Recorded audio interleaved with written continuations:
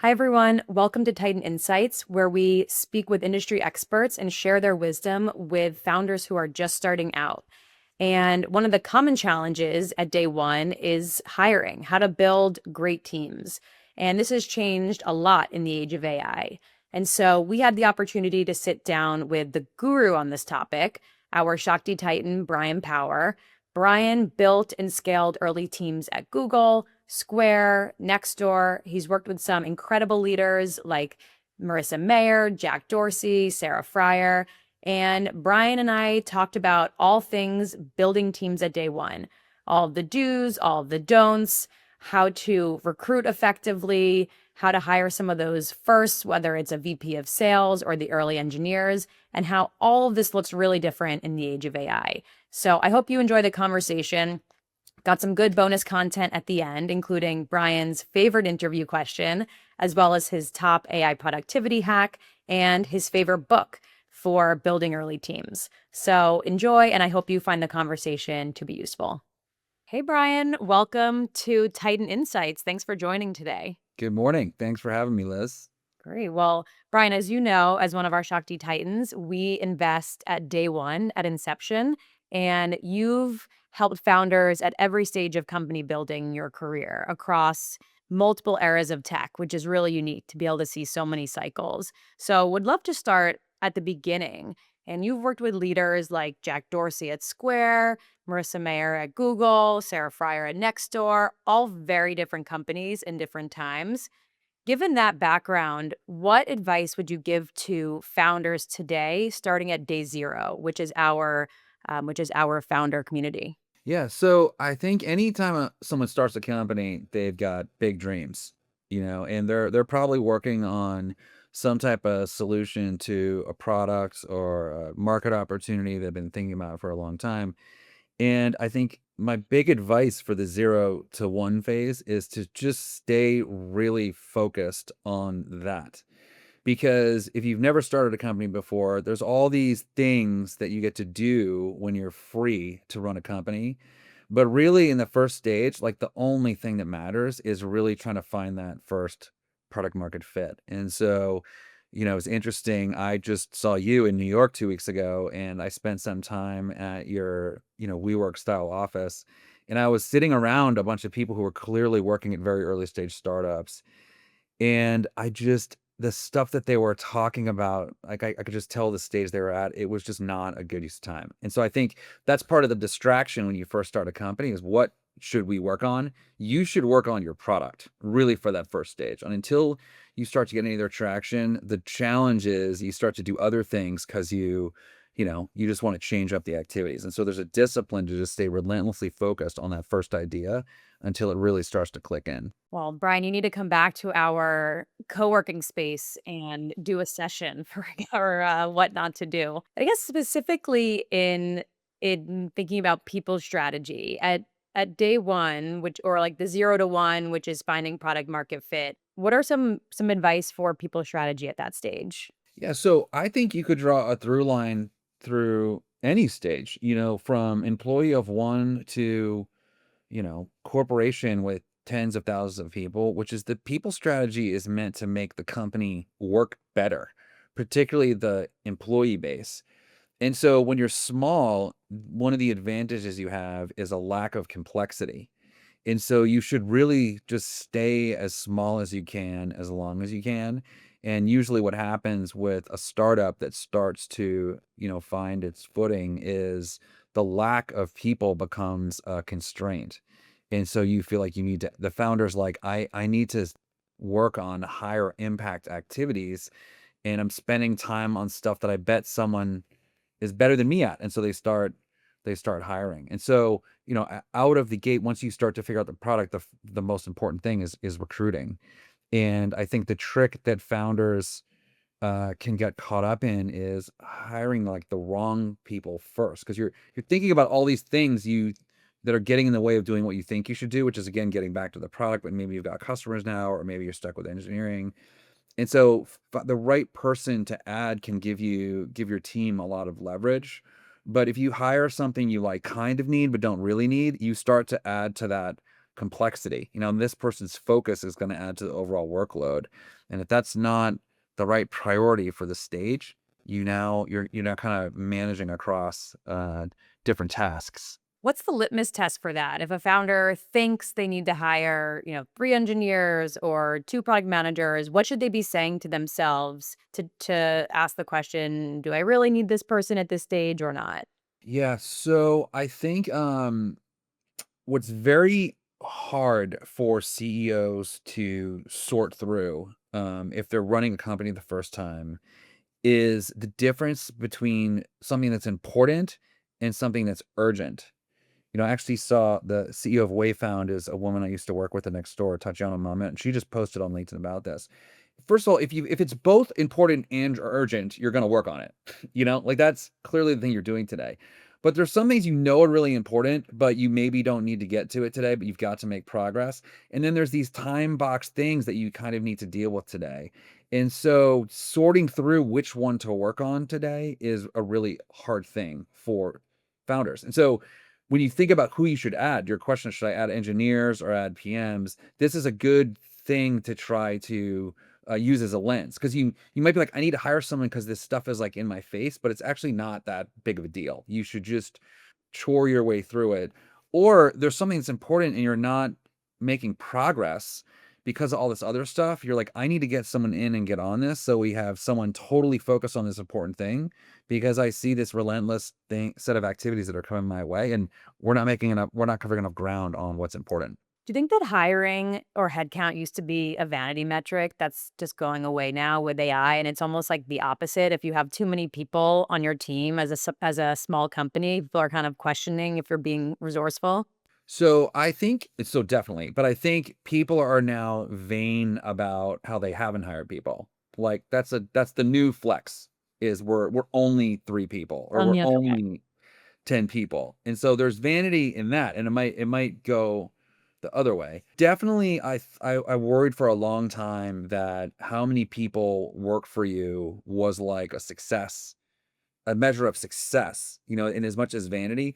And it's not. I think that there was real downside into hiring too quickly or over hiring, that wasn't talked about enough. So I think largely driven by the promise of AI, I think people are slower now to feel like they need to really add bodies to the problem, and I think that that is healthy. One of the age-old questions that we get a lot is, founders who are just starting out, should how do they recruit? Should they be doing it all themselves? Should they hire someone outsourced?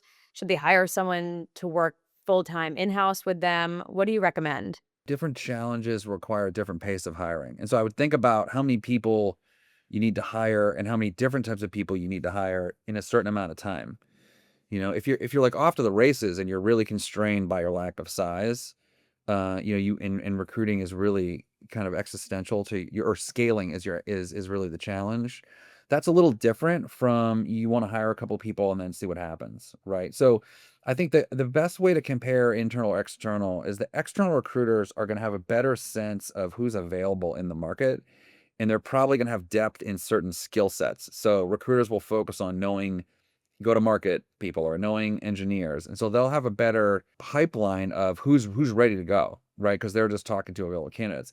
Where if you need to hire across lots of different things, there can be some benefit from having a point person to work with all the different teams. But I think an internal recruiter is going to be better served when they have a bunch of hiring managers internally to partner with, right? Because otherwise they're trying to start over with every new role. And again, if you know you're going to be hiring lots of people, like you just see growth in front of you, getting someone in earlier is good. But the trick is, if you hire someone internally and then you hire 10 people and then you want to stop, that recruiter's going to be underutilized until you really pick up the pace again. So the flexibility that comes from external, I think, is probably more worth it. Yeah, it's a good balance. And how have the key building blocks of company building changed with AI? Things like equity versus cash compensation, vesting period it used to be 4 years, it's 6 years, and team structure. Like what's really fundamentally changed in the age of AI? Yeah, I mean, I don't know that it's totally tied to AI, but it's certainly cyclical. And I think a big change in equity compensation in the last few years, really driven by the downturn in the early 2020s, was kind of the variance now in vesting timelines. And so what happened was a lot of people couldn't afford to give, and this was at all levels, even a company as big as Stripe was dealing with this. In the kind of the later stages, dilution became a real problem because you were giving out so many more shares to reach a certain dollar target, and you just couldn't do it. This is when stocks had really dropped. And so what people did was they decided, well, I'm just not going to give out a 4-year grant anymore. I'm going to give a 1-year grant or a 2-year grant. Netflix really kind of pioneered this idea of giving people 1 year and then adjusting later, and that really prioritizes flexibility and also tends to work well with people who are confident that they're gonna perform because they're not that worried that they don't have something in front of them. They know they're gonna get another big deal. So, I think, in early stage, that can be tougher because you're probably not playing on a 12-month timeline. You've gotta get people to really buy in that they're joining early and there's some upside. But certainly the length of vesting has some variance to it. The 4-year vest is kind of this arbitrary thing. It's just been the 4-year vest for a really long time. I've seen some startups now that are like, if you don't believe, we don't want you to get anything for 4 or 5 years. That's kind of like they're backloading the new hire grants. That can be really tough unless you're the best game in town because, that's just not competitive relative to people thinking about what they're going to earn and when you're going to exit or see some liquidity on that timeline. Those are all huge unknowns. So certainly the horizon line there has shifted around. I think with cash swings when cost of living goes up. People want more cash. When equity doesn't work out the way that they thought to, people want more cash. And then when they've made money, they're more willing to take risks. So I don't know. Again, I don't know the side of AI, but it's certainly very cyclic with this. What I would say is when you're a startup, and I've heard some people kind of argue against this recently, and I don't agree. You should make everyone an owner in the company early on, because you almost certainly can't pay them a market rate for cash, and this is in any type of job. And so even though the size of the grants will differ, making people feel like they're a part of the ownership of the company when you're a small stage is really significant. That's how you get people to really play across multiple jobs and go above and beyond, is because they have a piece of this hopefully optimistic but largely unknown future. Are there things you see founders do, like mistakes in terms of some of the areas you mentioned of like vesting periods and cash and equity that they lose candidates pretty regularly?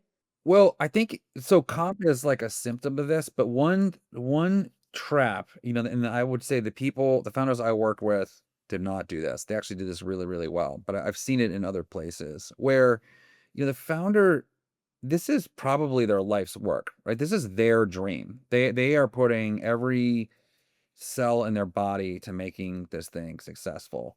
But that doesn't always make it a mission for everyone to connect to. And so I've seen founders make the mistake that because it's their life's work, everyone else should just feel like it's their life's work. And so they hurt themselves by not giving people a meaningful stake in their dream or not learning how to really inspire people with a more impactful vision than like, I'm going to be the successful founder. Right. And again, this was something that Jack and Marissa and Sarah were really good at, is making you feel included in this huge idea that they started, but they quickly involved others in doing it. And again, I just see sometimes first time or early founders it doesn't translate as well. Right. And so they just expect people to believe as much as they believe. And so really working through how you're telling the story and how you're really sizing up the opportunity is really crucial for a lot of people that might not be their gift. It's to really paint that dream in an inclusive way. Yeah, and let's talk about some of the founders that you worked with. What stands out as like an anecdote or something that one of them did that was kind of like underrated at the time, but was such a good strategy for early days in terms of building teams? So when I joined Square, I came from Google. I'd been at Google for a long time. And Google at the time in the mid 2000s had a very strong, pervasive company culture, right? And when you're in sales or engineering, like you kind of knew that you were at Google. And when I went to Square, it felt really different. And Jack kind of wanted his leaders to bring their own personality to their organizations. So at the time, Gokul Rajaram was running product, and he kind of ran product the way he had learned at Google and at Facebook. And Sarah Fryer was the CFO, and she was running the finance org the way she felt like she should run, and she had never worked at those places. And so I was really struggling with this like dissonance. I was used to it all kind of having to come together and have the same shared experience. And what Jack said always struck me as a different approach. Is like he's like, I kind of don't care that the employee experience is different under these leaders. I want to think about it like different neighborhoods. Like when you're in Manhattan, Brooklyn doesn't feel like Gramercy Park, and the Upper East Side doesn't feel like Soho. And like I want it to feel really different. But, and this gets your anecdote, he's like, when we come together for our all hands every week on Friday, which at Square we called Town Square, we always did a play on the words.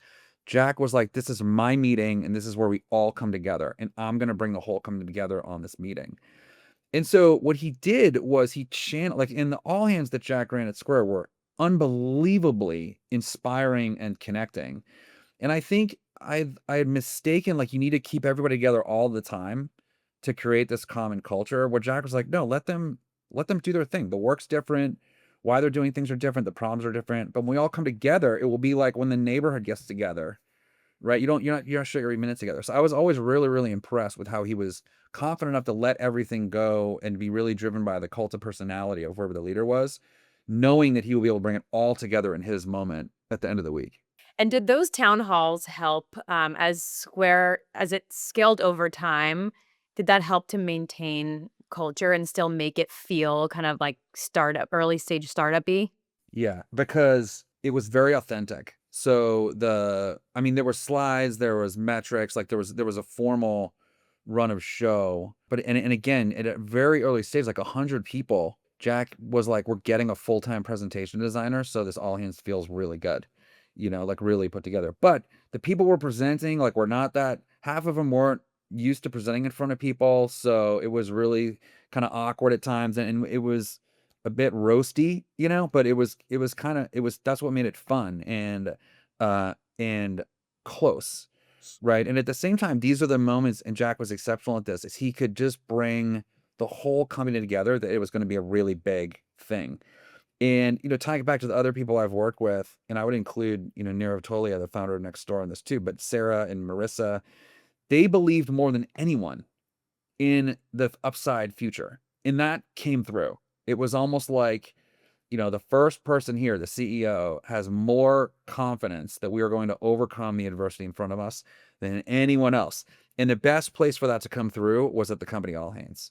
And I say that because for a lot of founders, like, that's a tall order to get up in front of a lot of people and just command the room with confidence that we're going to do it, especially when, like, it's kind of easy when the stock is, or the chart is going up and to the right.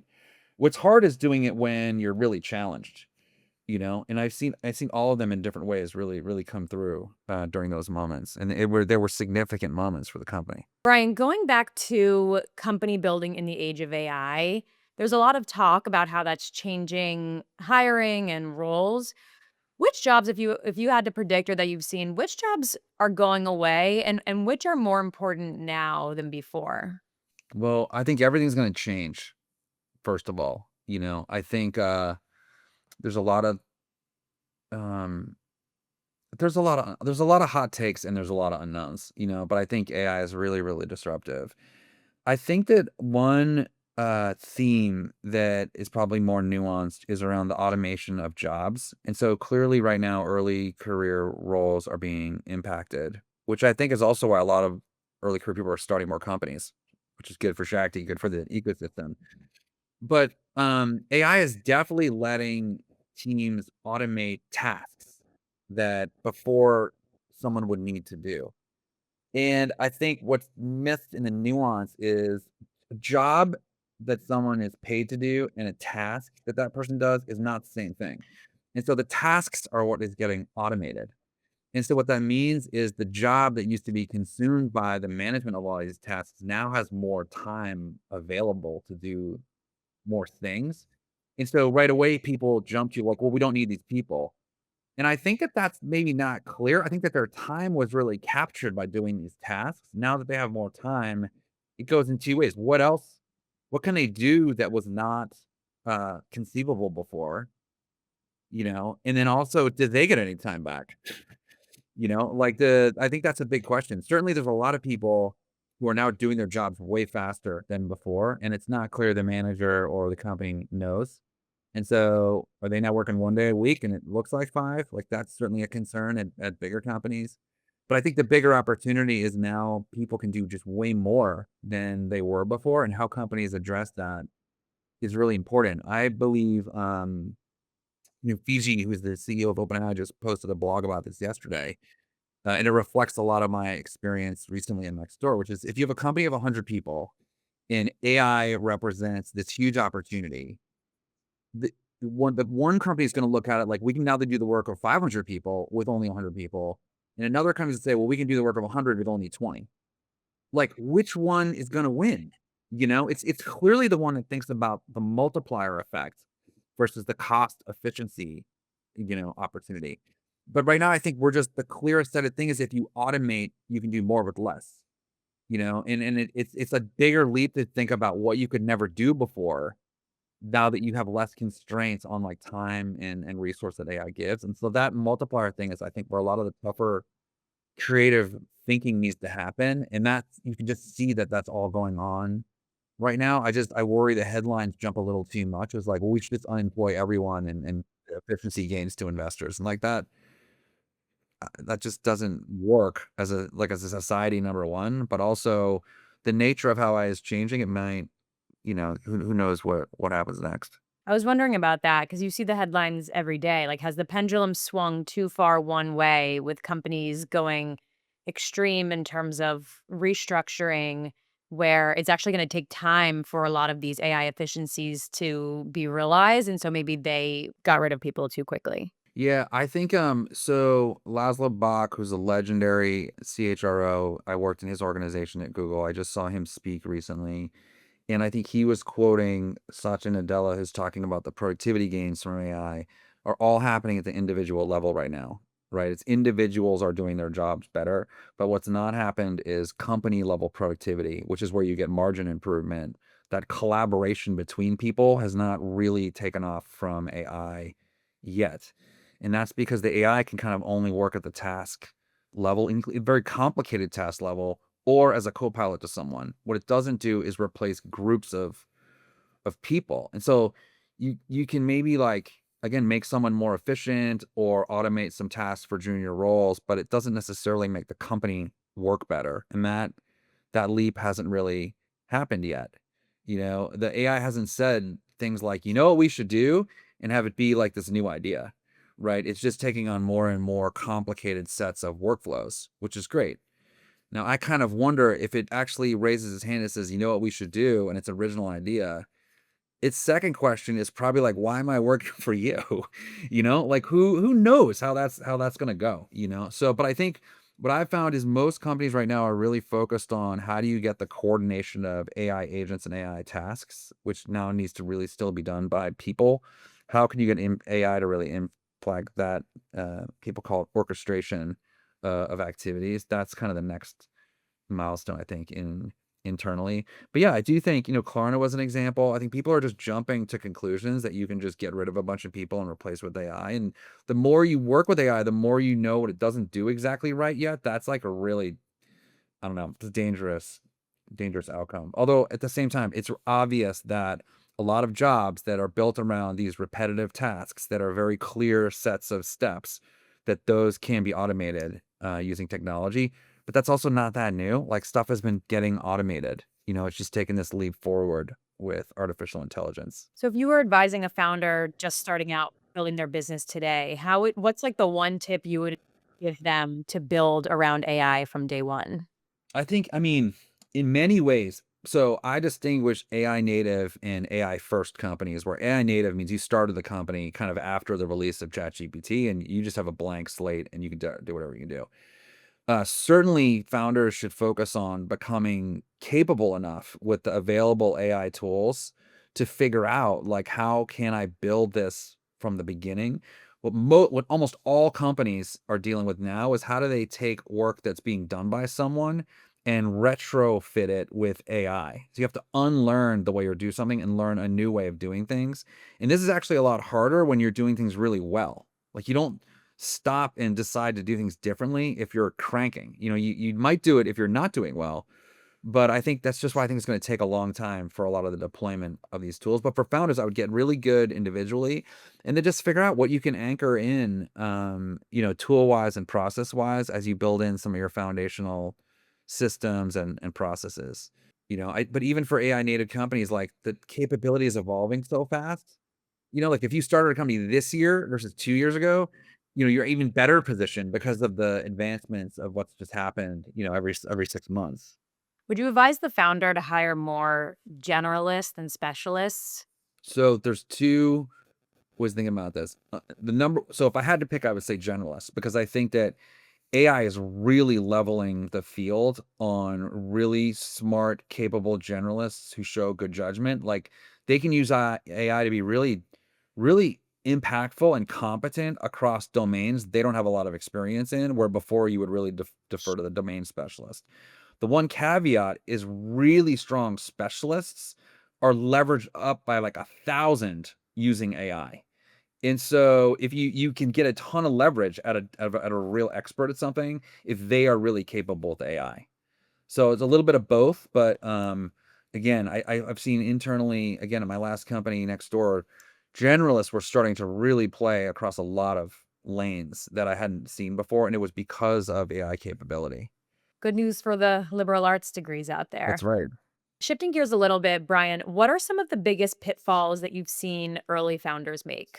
Hiring too fast, we kind of talked about that. But I think culturally, here's what I would say. I think that a lot of and I'm thinking about product-led founders, like that tends to be kind of the most common. They should be obsessed with the product and the company. And then they should do all the other jobs until it's really clear they should bring someone else in to do it. And I say that because what I see a lot of founders struggle with is they're just not used to the authority of running a company. And so they mistake their authority for knowing how to do everything. And the humble founders realize they're a disaster at these things because they've never done them before, and they should value people who know how to do them. But even when they hire these people, I've seen founders they just can't let go of saying you should do this, and so they can become a real constraint on the organization's ability to grow. And so that the way to kind of loop this back is like it's good for a founder to be unreasonable on a few things, but you can't be unreasonable on everything. You can't have this opinion on literally every single thing you're supposed to do, because it's unlikely you know that much about everything. And so finding the most impactful, most important things to be a part of, and then otherwise learn to let other people drive, including lead the company when it's a different topic, is what's going to ultimately get your team to lever up and feel really bought into what you're building. Who was really good at that in your experience? Jack was really good at it. Jack Dorsey just cared about a few things, and then he brought in really experienced people to run everything else. For sure. He's kind of the one I'm thinking about at this. And when someone brings on someone like you who's a people leader, or maybe they're earlier company, so it's a recruiter, what's your best advice for how they can engage with that person to make them successful and run on their own? Well, I think we should talk about recruiting because that's really the most important thing at a really early stage is like you really shouldn't worry about too much else on the people stuff when you're kind of 10 people or less or 30 people or less, because each person you add is so high beta, like they can lift the company so much or they can really be a flat tire for everyone. So you should just really focus on recruiting.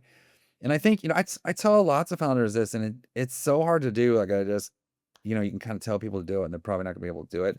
If you build the culture of the company, every single person who works there to just be like recruiting monsters, you'll be so differentiated in recruiting against the competition.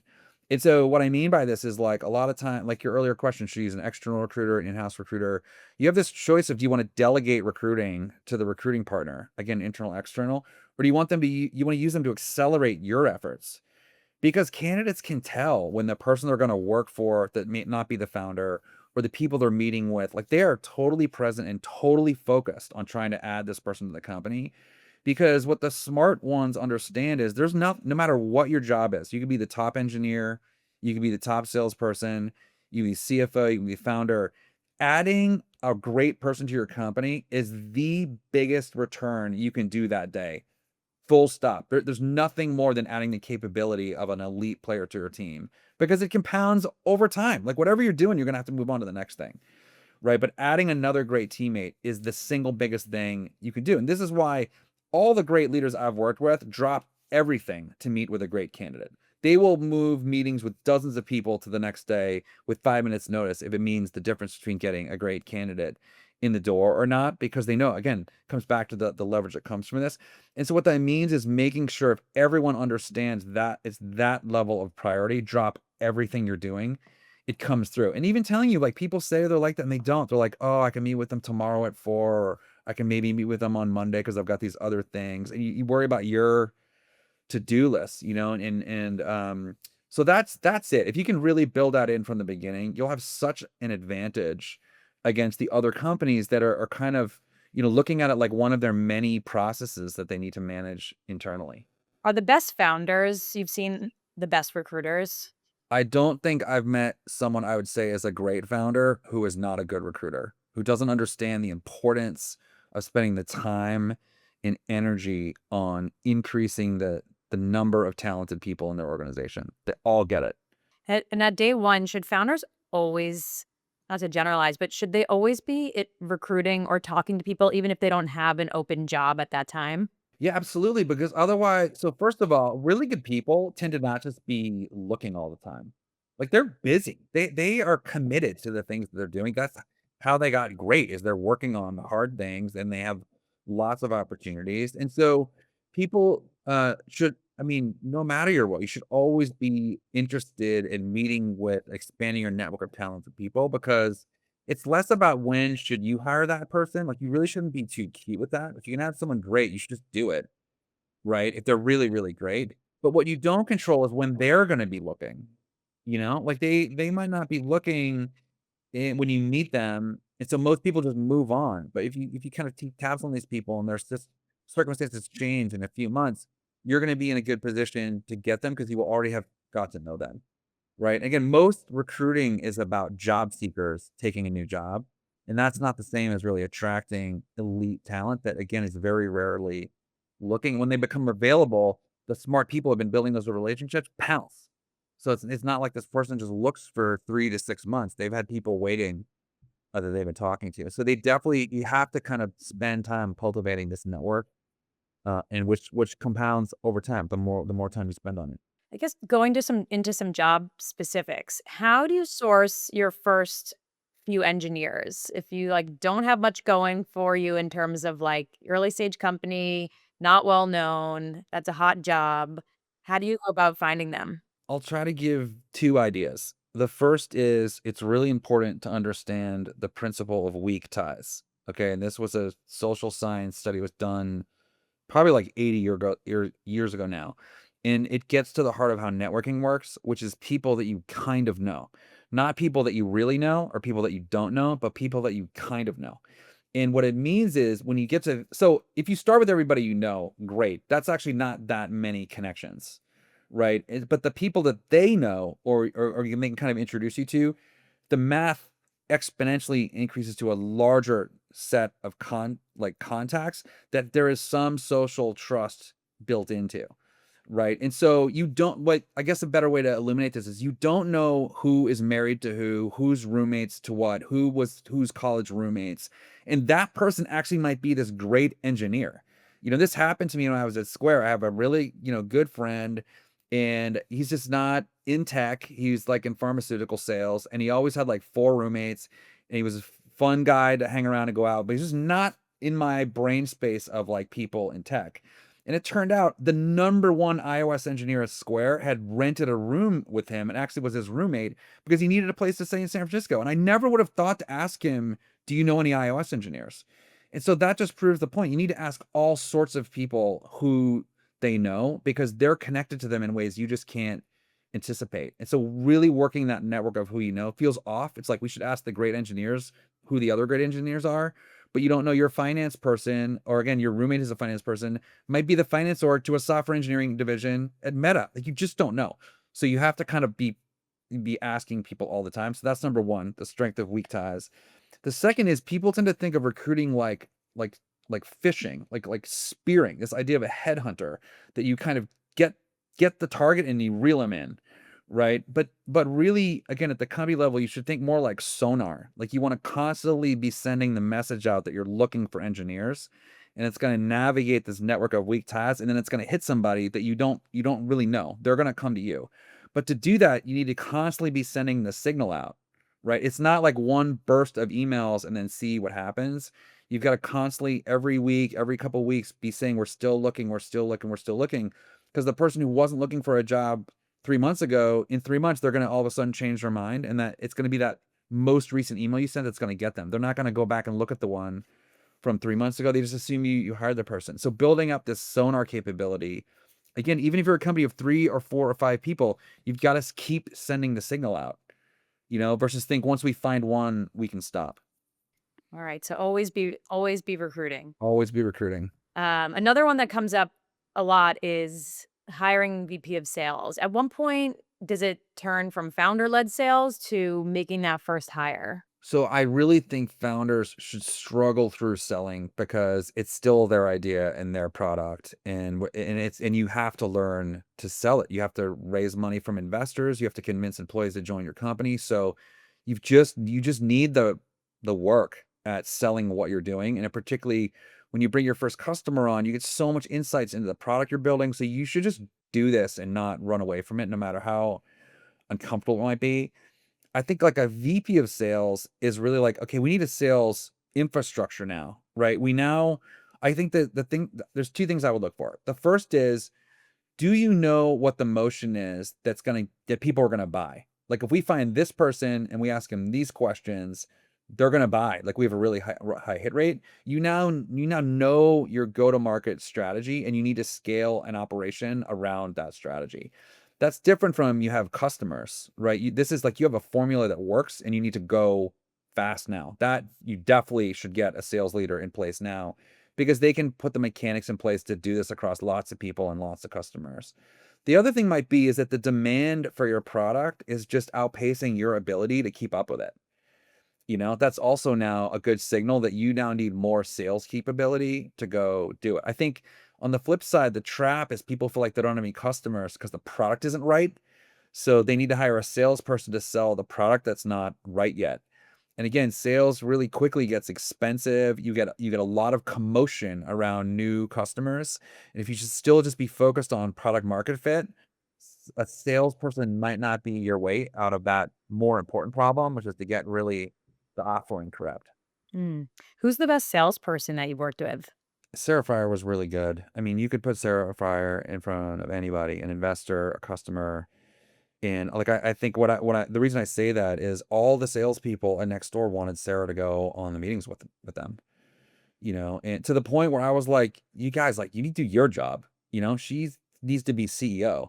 But she was just always willing to talk to any big customer about it. And so yeah, she was very skilled at it. Great. And last question on job specifics. Product managers. What's the right ratio of engineers to product managers? And do you think that product managers should even exist in the age of AI? I think a better question is, do engineers even exist in AI? Product managers are probably now the most highly leveraged from AI capabilities. Like a lot of what PMs want to bring into the world is constrained by lack of engineering support. And so, products like Cursor and Claude Code are just, ChatGPT, Codex, like they are really amplifying what engineers can do. And so that just gives more juice for product managers. So I think they're probably one of the last ones to really be impacted because they're getting so much more horsepower from artificial intelligence. And so I think, the way to think about the right ratio, it's somewhat constrained by like how hard the thing is that you're trying to build. You want the PM to be busy. You want to have enough engineers that they have to go worry about the other things. So again, that's why I think you get more out of engineers now, but PMs can also do more of their own engineering, right? But with what they were dependent on them before.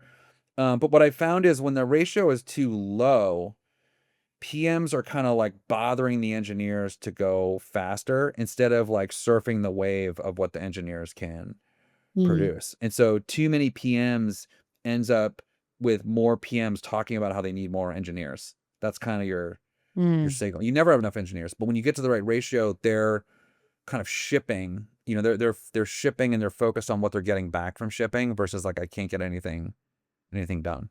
And do you believe in OKRs? I do. I've been everywhere Vortex has had them, and sometimes I kind of wish they weren't around. But I've also been at the same places where we've kind of taken them away, and I think it's just really useful for teams to share. This is what we're shooting for, and this is how we know we're going to get there. When you get into the nitty gritty, people can argue about was it a smart goal and are my goals harder than yours? That's all true, and you have to deal with that. But at the end of the day, just this is what the team's trying to do, and this is our definition of success that everyone can kind of track without having a conversation.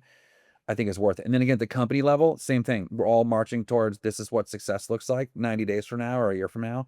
I think it's just a healthy discipline to include. What's your favorite interview question? Well, I've had different ones a lot over the course of my career because I, try to keep it fresh. My current one is how do you drive people crazy? It's a good Because one. I think it kind of is presented in a way that forces people to be somewhat self-aware. It's a little self-deprecating, which is kind of my style. Someone who says they don't drive anybody crazy, I would want to know more about that. But, when you get down to working productively with someone and kind of knowing what other people, where the friction was, is a great shortcut to figuring out if you're gonna be able to work with that person. Such a telling question. I think this is particularly important for people to ask founders because it gets back to they probably new at having so much authority and however they're misapplying it is how the whole company will feel it. And again, a lot of it's not bad, but understanding what it is significant. So I ask everybody this now. And you said it's for founders. What questions should founders be asking to be able to see if someone has that founder mindset that they're potentially bringing on?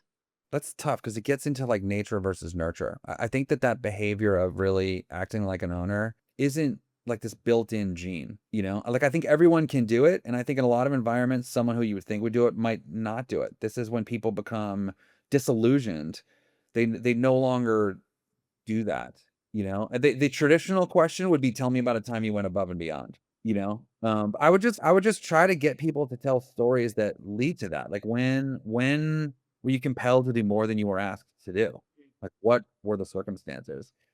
Because again, I mean, people are wired differently, and certainly some people have more of an ownership mindset than others. But I do think the environment is a significant factor in how people behave, Hmm. versus saying, you either have it or you don't. What's your top AI productivity hack these days? Yeah, so this one's kind of fun. So, I mean, everybody should be building their own custom GPTs and agents and things of that nature.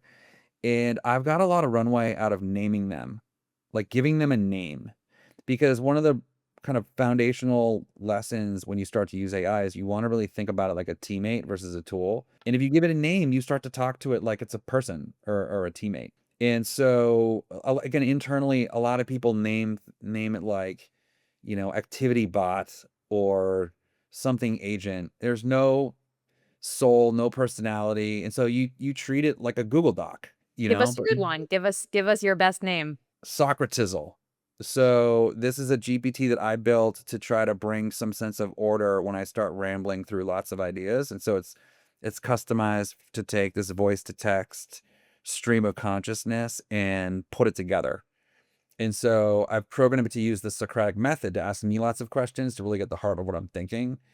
And I added a little Snoop Dogg by calling it Socratisl. So I like Socratisl. I take him with me when I go for walks. That is great. And Brian, what is your favorite book on building great teams? I went and looked at the bookshelf for this question. And so this one's been around for a while, but I think it's really good. It's called The Five Dysfunctions of a Team by Patrick Lencioni. It's pretty well known in organizational spaces.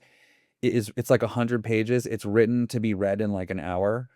And it talks through the stages of going from a group of people who are not working like a team and how to get them to really work like a team. And I have found so much juice from this book over probably the 20 years, 15 years since it came out. It's very simple and very practical. And I think it's the exact type of book a founder who has no time to read long books or listen to podcasts or whatever can just rip this thing up in an hour and put it right to work. Timeless advice. Well, Brian, thank you so much for joining and Titan Insights and sharing wisdom with our early stage founders. Before we let you go, just want to ask you, you're a Shakti Titan mentoring our founders. You're very generous with your time. What kind of inspires you or drives you to want to mentor the next generation of great tech leaders? I just, I've spent my whole career in tech, going back to the dot-com boom. And so, that era particularly, tech was it was a golden industry. Like everyone just loved tech. And I think in the last 10 years, the shine's come off the industry, for different reasons, particularly because of the impact that it's had, the sizable impact it's had. Kind of can everybody love you necessarily? And I just think a lot of the founders that inspired me and influenced me had this bold ambition to like really change the world and make the world a better place. And I want to cultivate that mindset in like this next generation of founders, versus like just entrepreneurs to make money.